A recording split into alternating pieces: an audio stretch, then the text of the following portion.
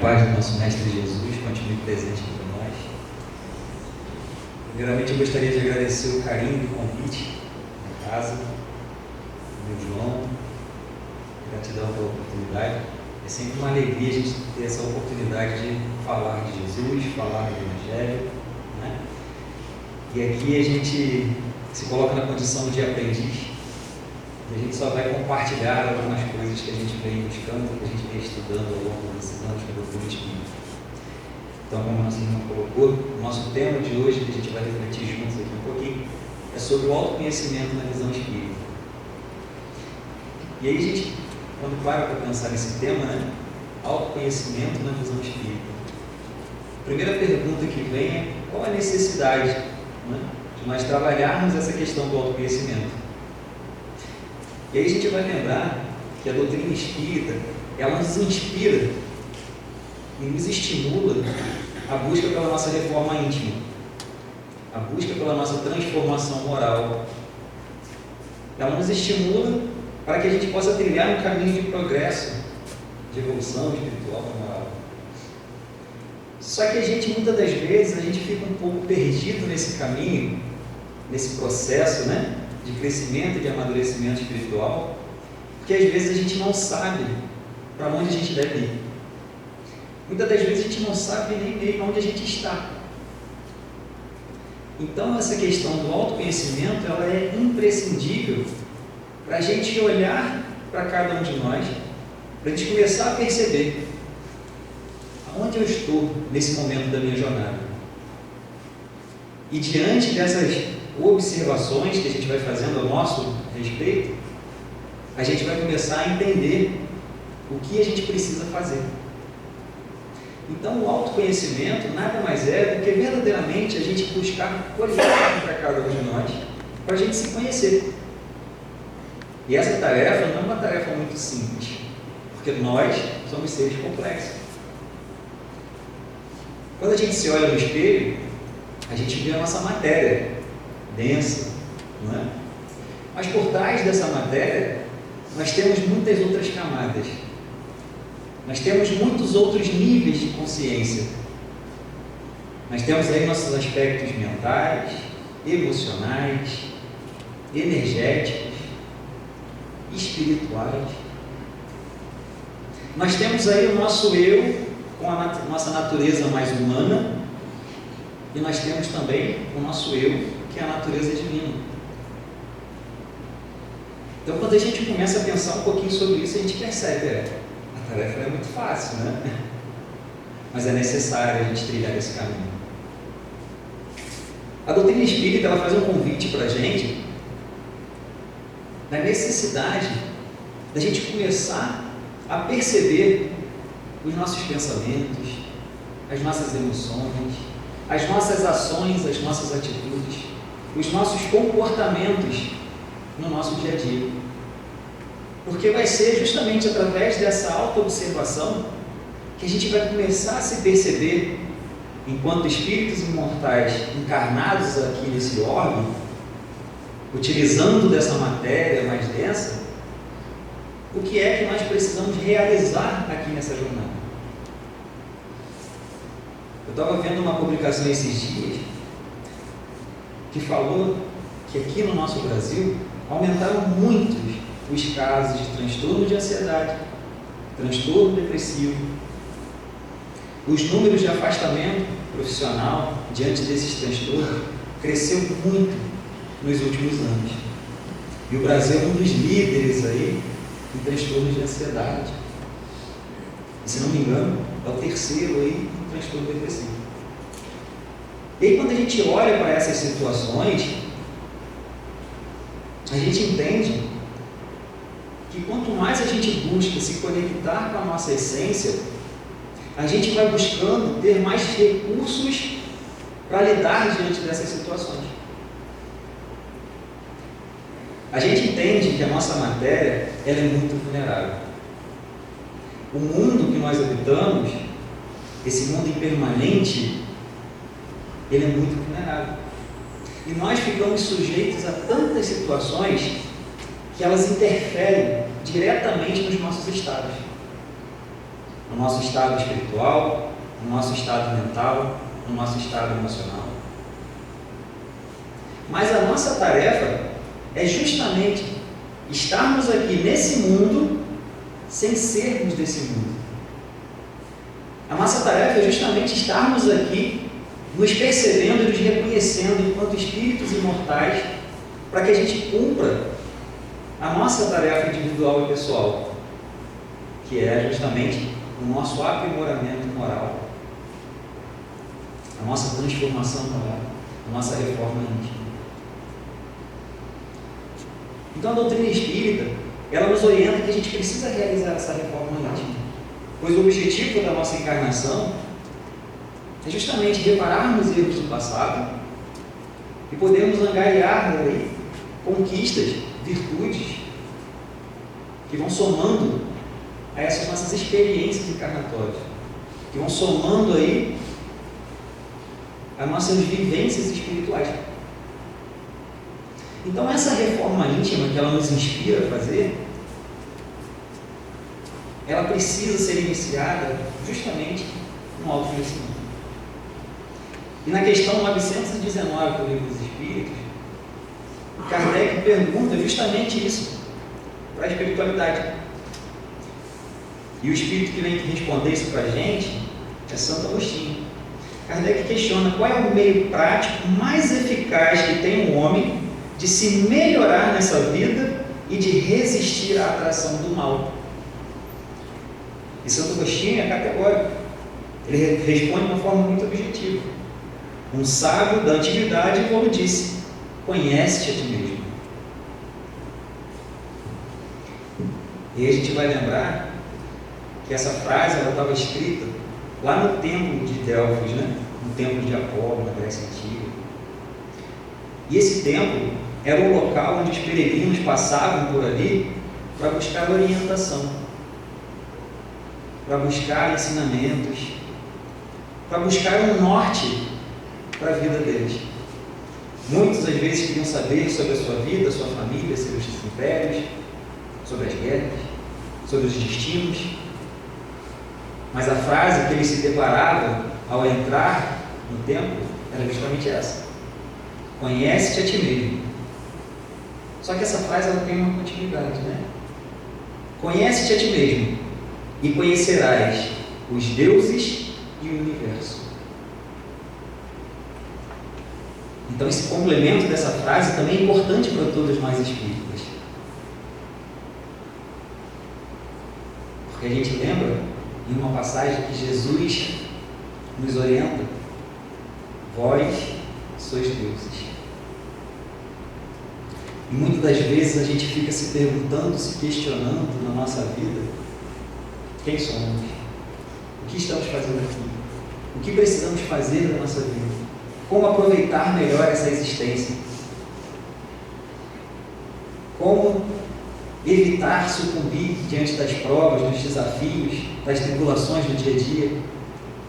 Como não esmorecer diante da jornada? Como vencer essas aflições que nos assolam no dia a dia? E o nosso grande mestre, lá atrás, ele já nos inspirava, já nos orientava, já nos ensinava que a gente precisava recorrer ao nosso íntimo. Que a gente precisava voltar os nossos olhos para o nosso interior. A nossa anatomia, ela nos convida a ficar olhando para fora, né? Nossos olhos são virados para fora. Então a gente se habitua, a gente se acostuma a ficar olhando só para fora. Mas todos os grandes mestres que passaram por aqui nos orientaram e nos ensinaram que nós precisamos também olhar para dentro.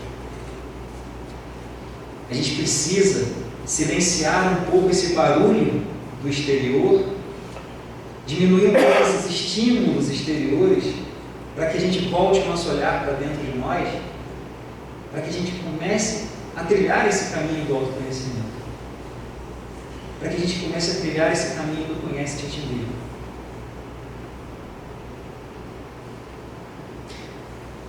Toda reforma, quando a gente fala de reforma, né?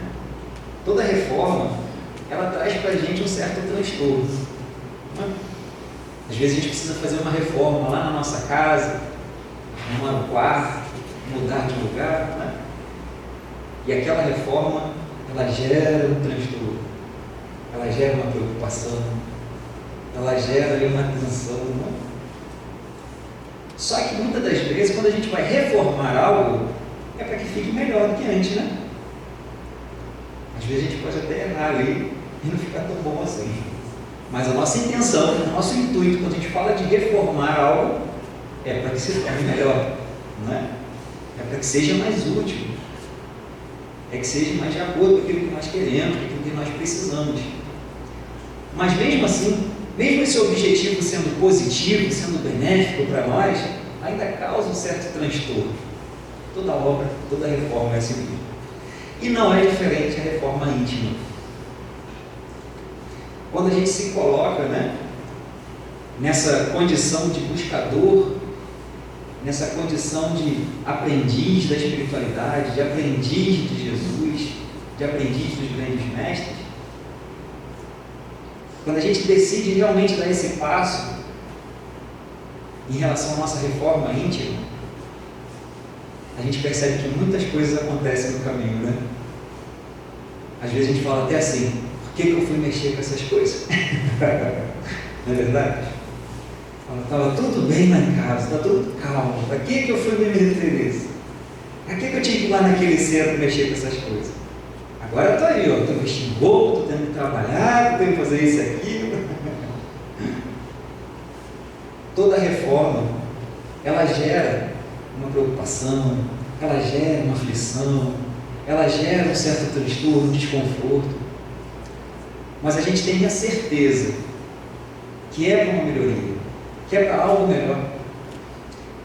Quando a gente fala dessa reforma íntima, a gente está falando de abandonar aquele ser velho, com aquela mentalidade, com aquelas emoções, com aqueles sentimentos, com aqueles comportamentos que já não nos servem mais para esse momento que nós estamos vivendo. Quando a gente fala de reforma íntima, é olhar para o meu interior e falar, isso aqui já não me serve mais. Esse comportamento que eu estou tendo já não está sendo mais útil para esse momento da minha jornada. Eu preciso melhorar isso. Eu preciso reprogramar isso. Eu preciso colocar um comportamento melhor no lugar. Então vai gerar esse desconforto, vai gerar esse transtorno, vai exigir da gente esforço, vai exigir da gente disciplina, vai exigir da gente comprometimento e vai exigir da gente coragem. Porque esse caminho de autoconhecimento, ele tem os seus desafios para serem enfrentados. E um dos principais desafios no caminho de autoconhecimento é o medo. É o medo do que a gente vai encontrar ali dentro da gente. É o medo de nos depararmos com as nossas sombras, com as nossas mazelas, com as nossas vicissitudes. O medo de nós não sabermos lidar com aquilo que está escondido naquele baú antigo. Mas o autoconhecimento, ele nos convida a fazer isso. Abrir esse baú. E olharmos não só para aqueles pontos positivos. Ah, tão bonzinho, tão bonitinho, faz isso bem, faz aquela coisa boa, né? Autoconhecimento não é um convite para a gente ficar se vangloriando dos nossos pontos positivos. Pelo contrário, esse autoconhecimento que nos fomenta e nos estimula de forma íntima é olhar para o outro ponto. É olhar para aquelas nossas sombrazinhas que a gente quer deixar escondida. É olhar para aqueles comportamentos que muitas das vezes a gente fala assim, eu não faço isso não. Meu vizinho que faz, eu não. Autoconhecimento para a reforma íntima é a gente começar a perceber como o nosso egoísmo ele tem se manifestado. Ah, Fred, mas espera aí, eu não sou egoísta. É a gente olhar para o nosso orgulho e perceber como ele tem se manifestado. Ah não, Fred, aí já é demais, eu não sou orgulhoso. É olhar para a nossa vaidade e perceber como que ela tem se manifestado.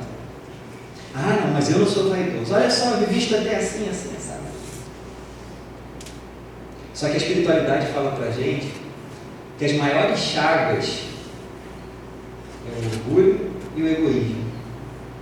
As maiores enfermidades espirituais que nós temos.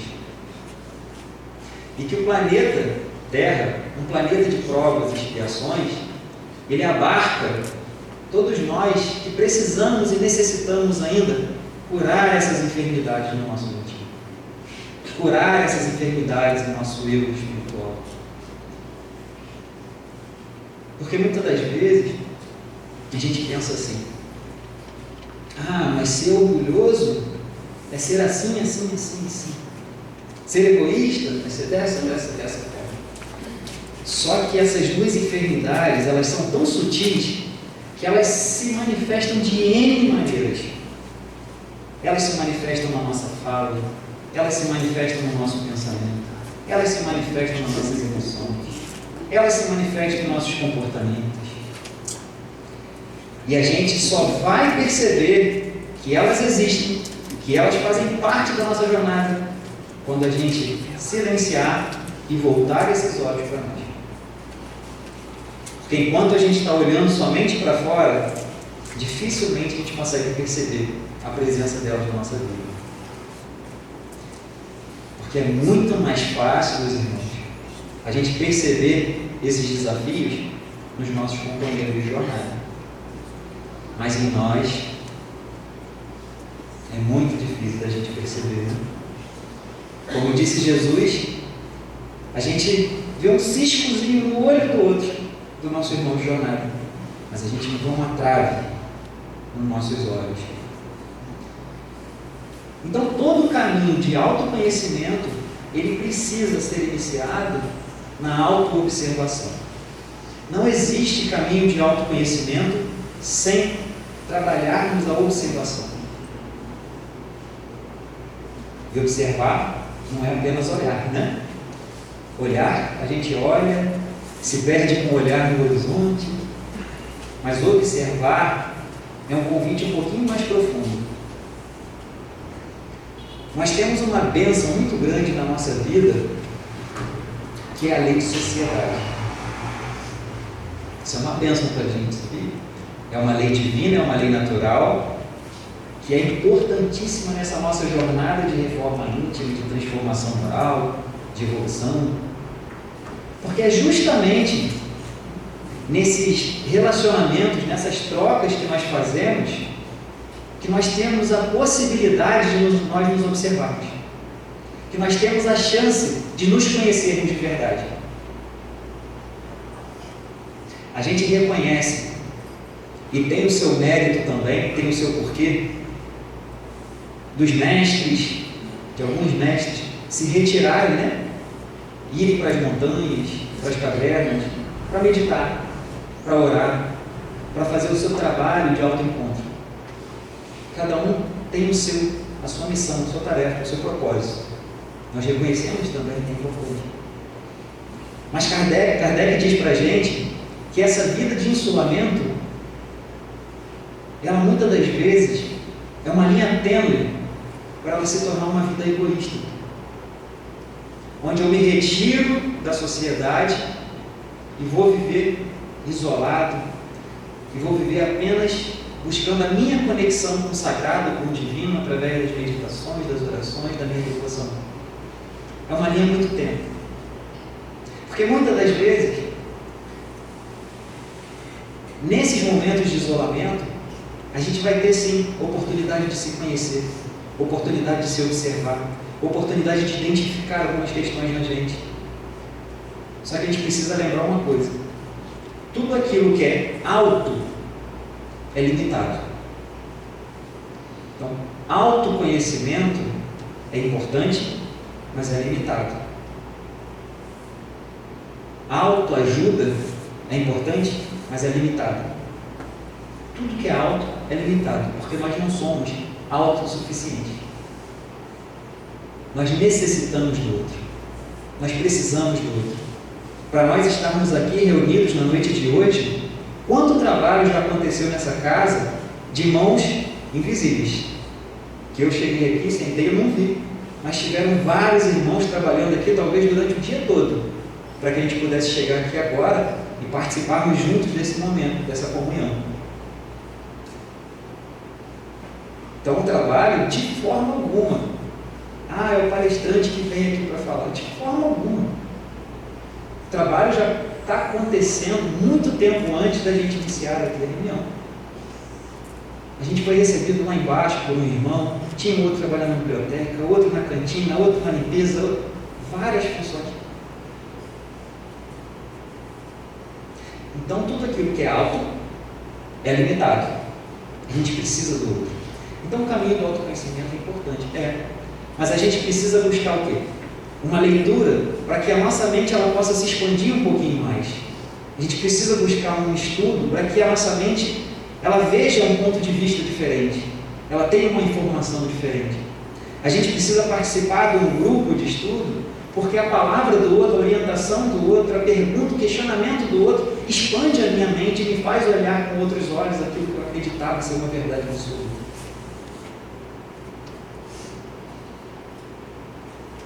Às vezes eu preciso também ir num profissional. Eu já faço a minha parte, eu faço as minhas orações, eu faço as minhas preces, eu vou no centro, faço estudo, tomo passe, mas eu estou com aquele transtorno depressivo, eu estou com aquele transtorno de ansiedade. Então, às vezes, eu preciso de um profissional. Eu preciso ir no psicólogo, eu preciso ir no médico, eu preciso ir no terapeuta. Porque o alto ali não está sendo suficiente. Eu preciso de um apoio, eu preciso de uma ajuda maior. Então, tudo isso que nós estamos comentando aqui é um trabalho de autoconhecimento. A gente precisa perceber. Como a gente disse, essa lei de sociedade é muito importante porque essas nossas relações, os nossos relacionamentos, ele nos oferece uma riqueza de informação tamanha para o nosso autoconhecimento que às vezes a gente não imagina. E muitas das vezes, infelizmente, a gente perde grandes oportunidades de aprendizado. Porque a gente se acostumou a julgar e comparar. A nossa mente, hoje, ela é treinada para julgar e comparar o tempo inteiro. Então, às vezes, aquele irmão que chega perto da gente, nos trazendo uma palavra, às vezes a gente acha que ela é ofensiva, que é desagradável, que aquele irmão, eu não quero conviver na presença dele. Mas isso é a minha mente julgando, condenando, criticando. E eu estou perdendo, às vezes, a oportunidade que aquele irmão está me trazendo de uma informação importante, que é para trabalhar o meu íntimo, que é para me ajudar a fazer essa reforma íntima. Às vezes, nesse caminho de autoconhecimento, tudo que a gente vivencia no nosso dia a dia é uma oportunidade de aprendizado.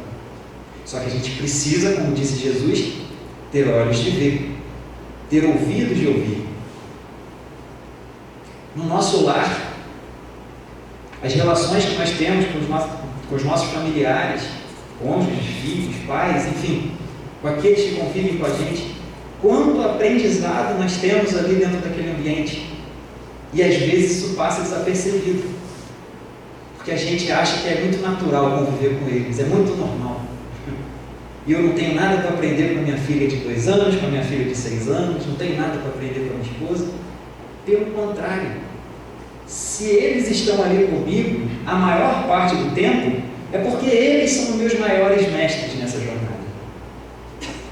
Eles estão me trazendo maiores informações nessa jornada.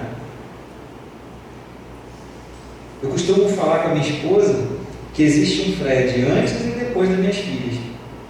Eu tenho uma filha de 2 anos e uma de 6 anos. O que elas me trazem de informação a meu respeito, que eu não sabia ou eu não queria ver, é muita coisa. A cada dia. A gente sabe que crianças nessa fase, né? Tem uma energia. E são crianças. E às vezes nós queremos olhar para as crianças com essa cabecinha de adulto que a gente acha que é, né? E tentar entender as crianças com a minha cabeça, com a minha perspectiva, com a minha visão. E eu achar que elas têm também que me responder à altura. Elas não podem ter 2 ou 6 anos. E aí desperta na gente, né, nossas sombras. A gente fica irritado, fica com raiva, fica nervoso, quer brigar com as crianças. Mas elas são crianças. Estão em um nível de consciência que nós já passamos. Então tudo isso é matéria, é conteúdo de aprendizado para a gente. O nosso cônjuge, a nossa esposa, o nosso marido, nosso companheiro de jornada, quanta informação não traz para a gente? 2 universos diferentes, 2 mundos diferentes, que foi criado por pais diferentes, famílias diferentes, culturas diferentes, contextos diferentes, e são colocados sobre o mesmo teto. Esse negócio foi feito para dar certo.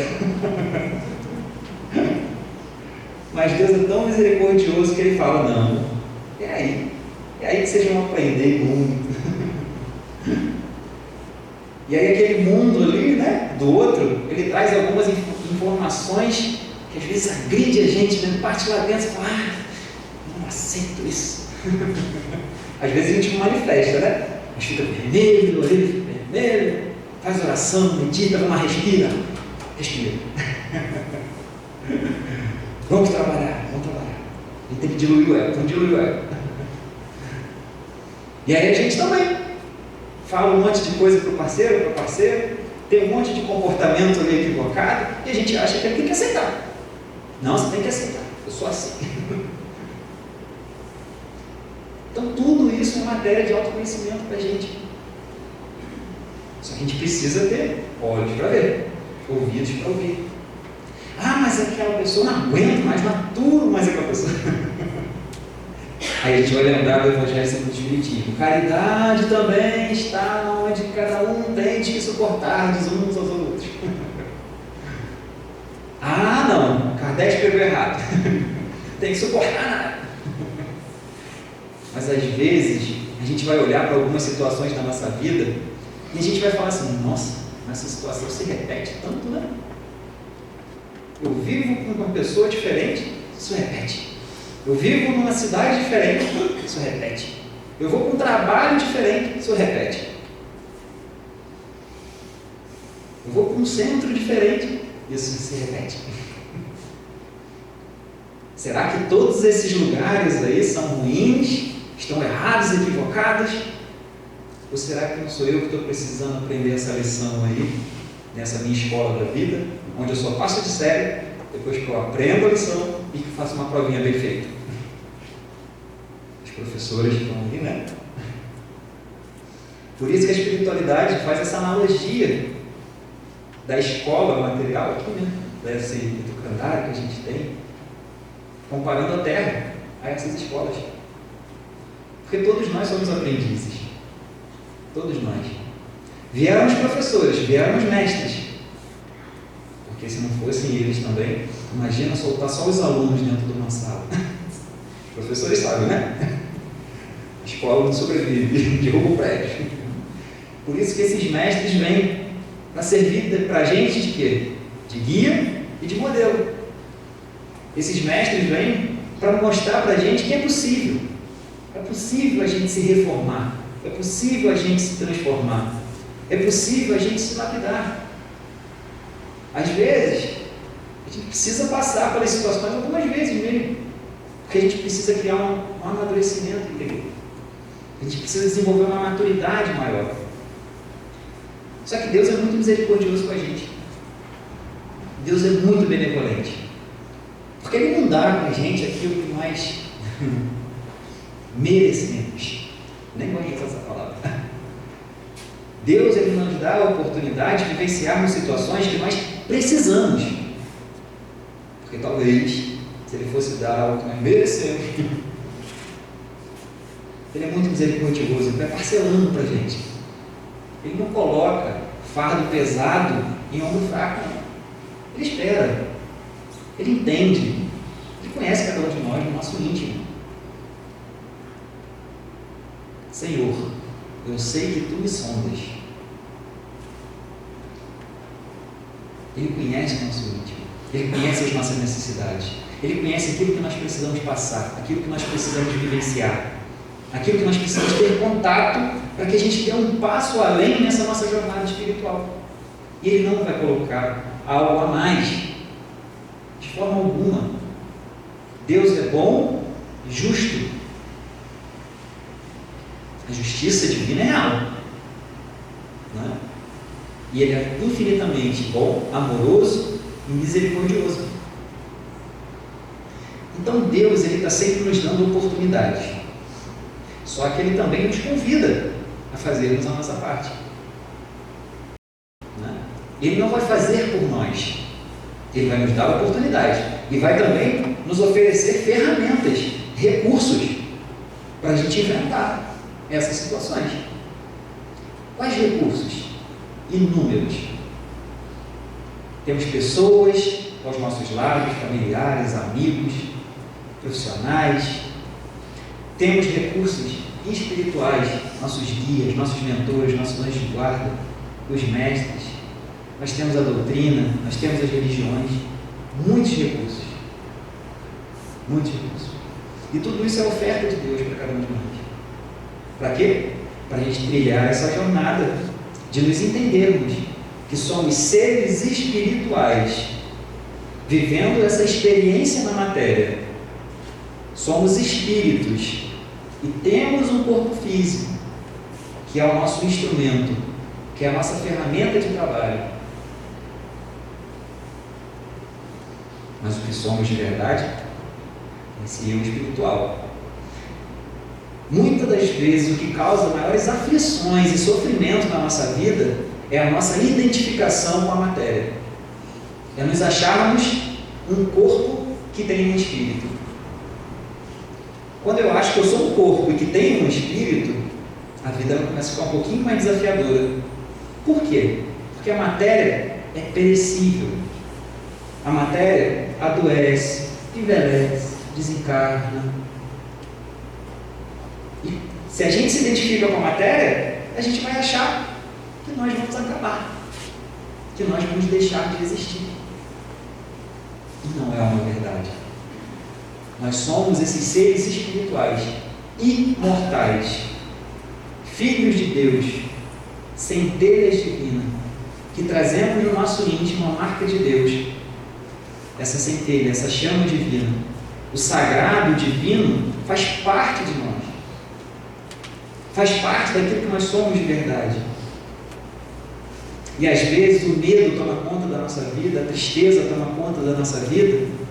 E se a gente for perceber, é que a gente está se apegando mais a essa consciência de matéria. A gente está se apegando mais à nossa natureza humana, material. E estamos nos esquecendo e nos distanciando da nossa natureza divina, do nosso eu espiritual. E aí são nesses momentos que Deus começa a trazer alguns sinais para que a gente desperte, para que a gente acorde, para que a gente observe e que a gente relembre que nós somos os seres espirituais e que estamos aqui nessa jornada material para aprendermos, para nos desenvolvermos, para nos aprimorarmos, mas também para contribuirmos uns com os outros. Porque se a gente estivesse aqui também só para crescer, se melhorar, evoluir, progredir, é uma jornada egoísta, né? O que eu vou fazer com tudo isso? Mas são dois braços. A gente precisa se desenvolver moralmente, espiritualmente, intelectualmente, mas junto disso a gente precisa compartilhar, a gente precisa contribuir, a gente precisa ajudar, a gente precisa amar o nosso próximo, a gente precisa praticar a caridade. Ame a Deus sobre todas as coisas, ao próximo como a si mesmo. E esse trabalho de autoconhecimento, ele mostra para a gente quem é esse si mesmo, que muitas das vezes a gente deixa de lado. Que a gente precisa amar também, que a gente precisa respeitar também, que a gente precisa cuidar também. Então a gente percebe que essa jornada de autoconhecimento é um pouco complexa, porque a gente tem várias camadas aí de consciência, a gente tem vários níveis de consciência, mas é algo que já nasce com a gente. A gente já tem um programinha instalado dentro de nós chamado autoconhecimento. E isso ficou muito nítido para mim com o nascimento das minhas duas filhas, porque eu ficava observando elas lá, nenenzinho, né? Ficava lá deitadinho, de barriga para cima, parecia um pedaço de papel, né? Não fazia nada, só chorava e ficava paradinho. Mas eu ficava observando elas e elas ficavam lá, olhava para o pezinho, olhava para a mãozinha, aí botava a mão na boca, bota o pé na boca. O que ela está se autoconhecendo. Nossa, eu vim lá do plano espiritual, o que eu estou fazendo aqui? O que é esse negócio? Estou presa dentro disso aqui. E começa a se conhecer, começa a se entender, começa a se compreender, começa a se perceber. Opa, tem algo diferente. Deixa eu descobrir isso. O que é isso? Então, a nossa jornada de autoconhecimento, a gente percebe que é desde lá de trás. Cortou o cordãozinho umbilical, a gente já está nessa jornada. Porque antes, na barriguinha da mamãe, comida chega sem eu pedir, eu não preciso nem respirar, não preciso fazer nada, estou quentinho, tranquilo, protegido e seguro ali dentro. Mas botou para fora, cortou o cordãozinho, aí eu vou aprender. Preciso chorar, porque senão eu não como. Preciso chorar, senão eu vou ficar com frio aqui. Preciso chorar, senão eu vou me abandonar aqui nesse escuro. Que lugar é esse? E a gente vai trilhando esse caminho do autoconhecimento. E aí essas consciências vão amadurecendo. Infância, adolescência, vida adulta. E a gente vai tendo mais conteúdo, mais material aí nessa jornada para a gente poder olhar. Antes a gente ficava olhando para a nossa mãozinha, como é que usa a nossa mãozinha. Hoje a gente tem que olhar para as nossas emoções. Como é que eu uso essas emoções? Que emoções são essas? O que é isso que eu estou sentindo? Hoje a gente precisa olhar para a nossa mentalidade, para os nossos pensamentos, para as nossas ideias, para as nossas crenças. O que é isso? Como que eu utilizo isso? Isso me serve? Não serve mais? Porque a gente carrega muita coisa que a gente não serve mais para a gente. A gente se apega a muitas coisas nessa jornada. E um dos maiores impedimentos para o autoconhecimento é o apego. Porque se eu me apego àquele que eu acredito que eu sou, eu não abro espaço para me conhecer de verdade. E eu confesso para vocês, às vezes é difícil a gente falar quem nós somos. A gente vai fazer uma entrevista de emprego. Fala para mim, quem é você? Ah, eu sou Fred, eu faço isso, faço aquilo outro, estudei isso, sei o quê. Não, tudo bem, entendi o que você faz. Agora fala quem é você. Porque a gente está mais acostumado a falar sobre as coisas que nós fazemos. Né? Ah, quem é você? Ah, eu sou professora. Não, professora é um monte de papéis que você executa. Quem é você por trás desse papel? Ah, eu sou isso, eu sou aquilo, sou dona de casa. Tá, mas quem é você por trás dessa dona de casa? Então, se a gente fica apegado a status, a função, a papel. Ah, quem é você? Eu sou mãe. Tá, e por trás disso? Então, sim, a gente manifesta vários papéis aqui. Né? O primeiro deles é filho. Somos filhos. Nascemos também, né? Somos filhos. E depois a gente vai tendo vários outros. Papéis familiares, papéis profissionais, papéis religiosos, né? Vários papéis. Mas quem somos nós por trás desses papéis? Né? Então a gente percebe que essa jornada de autoconhecimento não é um caminho que tem início e fim. Porque a lei é de progresso. E quanto mais nós progredimos, mais a gente consegue ter consciência de olhar para tudo de uma outra forma. Quando a gente vence uma situação, uma etapa, quando a gente muda de lugar, quando a gente sai muitas das vezes da nossa zona de conforto, a gente se depara com outros mundos. E a gente precisa se perceber se manifestando naqueles mundos. Às vezes a gente muda de profissão, muda de cidade. Aí o Fred era naquela profissão, naquela cidade. Agora ele foi para essa outra cidade, ele manifesta comportamento diferente, pensamento diferente, muito devido às influências. Os lugares também moldam a nossa personalidade, moldam os nossos comportamentos. Né? Nós somos influenciados pelo exterior e nós somos influenciados pelo interior. Nós somos influenciados pelo visível e nós somos influenciados pelo invisível. O tempo inteiro. Pergunta de Kardec no Livro dos Espíritos: quantos espíritos influenciam nossas vidas? Muito mais do que imaginários. De ordinário, são eles que vos dirigem. Olha só, eu achando que eu não conheço. Ah, por que você faz isso? Não, porque eu gosto. Não custa nada, tem um monte de espírito soprando para você fazer aquilo. Esse é o caminho do autoconhecimento. Enquanto seres imortais, nos percebemos nesses dois planos da vida. E a doutrina espírita é uma doutrina que nos oferece muitas informações, muitos ensinamentos, muitas orientações para essa jornada do autoconhecimento. Porque ela não para ali no nosso nascimento.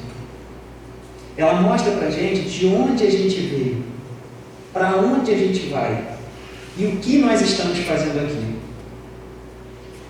Muitos irmãos falam assim: eu não tenho um propósito de vida. Mas todos nós somos filhos de Deus. E Kardec, ele questiona uma coisa assim muito interessante na espiritualidade. Quando se completa a encarnação de um espírito aqui na Terra? A espiritualidade responde: no momento em que o cordão umbilical é cortado e que o bebê dá aquele primeiro choro, tem uma vírgula aí, ele fala assim: eis aí mais um servo de Deus na Terra. Qual é o nosso propósito? Qual é o propósito da nossa vida? Sermos servos de Deus na Terra. Orientação da espiritualidade para todos nós. Fred, eu não tenho propósito. Temos. Nosso propósito é servir.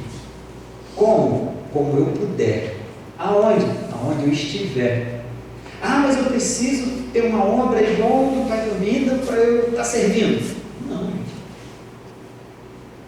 Floresça onde você foi plantado. Eu sirvo no meu lar, eu sirvo no meu trabalho, eu sirvo na rua, eu sirvo na religião, onde eu estiver. Nós temos sempre a oportunidade de servir. Então esse é o nosso propósito maior.